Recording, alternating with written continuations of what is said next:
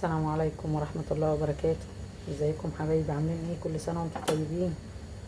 هنعمل النهاردة أكلة خفيفة وسريعة كده. تمام، خليكم معانا نشوف هنعمل ايه مع بعض. احنا حطينا كده مع بعض، معلش عشان حطيتها كان الكاميرا مفصولة كده. ايه، معلقة توم، معلقة توم مفروم أو يعني نص معلقة توم، يعني بتاع ايه، بتاع 4-5 فصوص توم كده مفرومين، عشان كنت فرمه بس التوم عندي جاهز.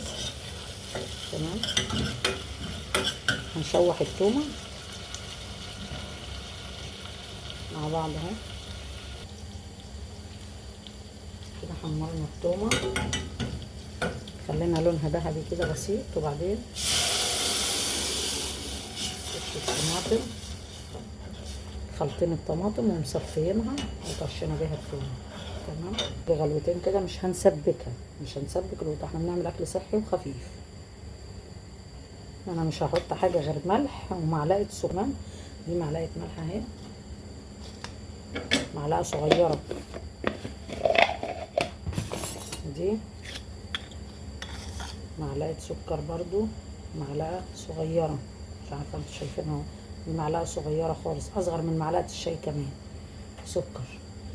كده احنا ما حطيناش غير معلقه صغيره سكر ومعلقه صغيره ملح.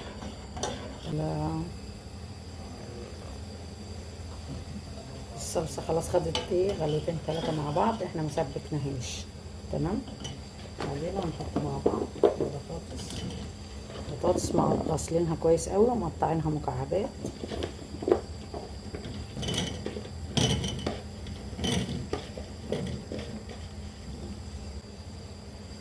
حطينا المادة الدهنية بتاعة الرز، وهنحط الشعرية.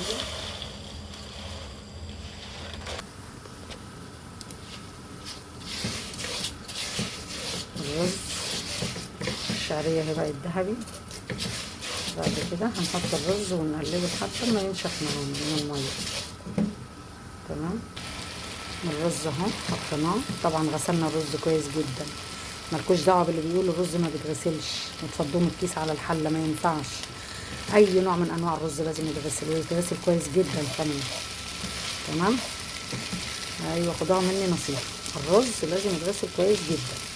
ماشي، غسلنا الرز كويس جدا وصفيناه من ميته، وهنفضل بقى نقلب مع الشعريه كده لحد ما نلاقيه ايه بيشخلل في الحله كده ونشف خالص من الميه، وبقى مفلفل خالص، شرب الميه خالص.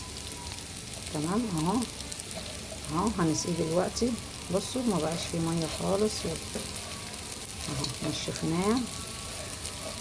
وبعدين هنحط بقى فيه ايه، هنسقيه دلوقتي.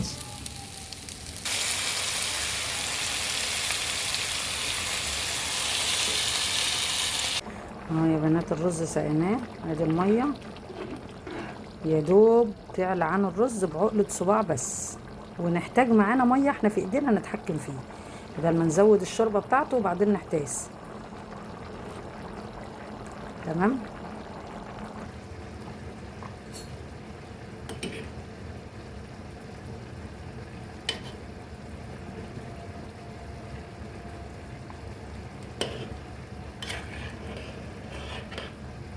خلاص البطاطس استوت.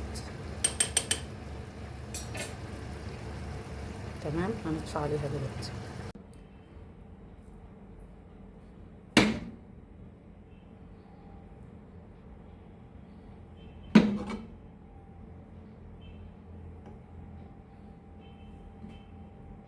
شايفين مفلفل ازاي؟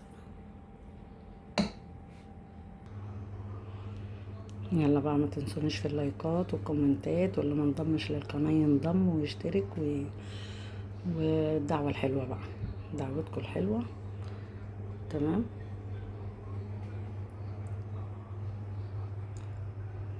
السلام عليكم ورحمه الله وبركاته، في رعايه الله وفي حفظ الله يا رب. مع السلامه.